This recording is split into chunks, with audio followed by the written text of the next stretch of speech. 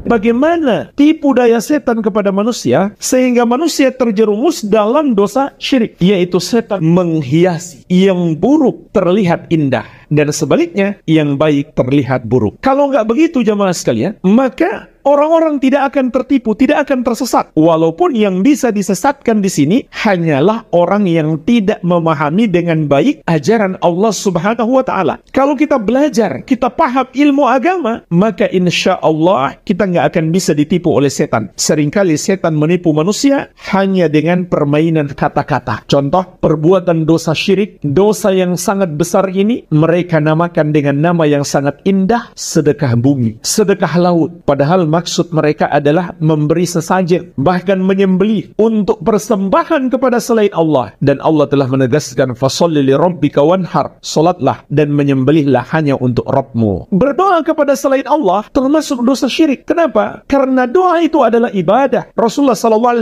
menegaskan, ad-doa huwal ibadah. Doa itu adalah ibadah. Tapi mereka namakan dengan tawassul, mencari syafaat, ziarah kubur. Padahal yang mereka lakukan bukan sekedar ziarah kubur, tapi berdoa kepada penghuni kubur. Itu cara berziarah dan cara berdoa yang Rasulullah SAW tidak pernah ajarkan. Sama saja mereka yakini doa mereka akan diteruskan oleh penghuni kubur itu kepada Allah, atau penghuni kubur itulah yang mengabulkan doanya. Sama saja, dua-duanya adalah syirik. Tapi mereka namakan dengan nama-nama yang bagus. Racun jamaah sekalian, nggak mungkin orang meminumnya, bahkan membelinya, mengeluarkan sejumlah dana. Bukan cuma itu, dilakukan setiap hari. Tapi karena dinamakan selera pemberani, banyak orang meminumnya, menghisapnya. Sudah jelas-jelas riba, disebut bunga. Indah sekali namanya. Demikian seterusnya. Inilah metode setan dalam menyesatkan manusia. Sebaliknya, orang yang beramal baik dicap buruk, dianggap fanatik, radikal, teroris, berpolitik identitas, macam-macam. Kalimat-kalimat buruk yang mereka buat-buat untuk menyesatkan manusia. Padahal yang dia amalkan hanyalah ajaran Islam dan bisa dibuktikan secara ilmiah. Ini metode setan. Allah sebutkan dalam banyak ayat. Di antaranya di surat Al-Hijr ayat ke-39. Allah Azza wa Jalla menyebutkan ucapan setan. Qala, ia berkata, Rabbi bima aghwaytani la uzayyinanna lahum fil ardi wa la ughwiyannahum ajma'in. Wahai Rabbku, karena engkau telah menghukumi aku tersesat, sungguh benar-benar aku akan menghiasi kepada manusia di bumi. Maksudnya menghiasi keburukan mereka sehingga terlihat indah di mata mereka. Dan sungguh benar-benar aku akan menyesatkan mereka. Kemudian lihat jemaah sekalian, ayat berikutnya Allah mengabarkan kepada kita benteng terkuat menghadapi gangguan dan godaan setan yang diketahui oleh setan itu sendiri. Jangan sampai setan mengetahui namun kita tidak tahu. Setan berkata, Allah sebutkan di ayat berikutnya, illa ibadaka minhumul mukhlasin, kecuali hamba-hambamu yang ikhlas. Aku tidak bisa menyesatkan mereka ya Allah. Itu kata iblis. Hamba-hamba yang ikhlas artinya yang memurnikan ibadahnya hanya untuk Allah semata dan menjauhi dosa syirik. Baik syirik besar yang menghapuskan seluruh amalan maupun syirik kecil, riya dan sum'ah yang menghapuskan amalan yang menyertainya.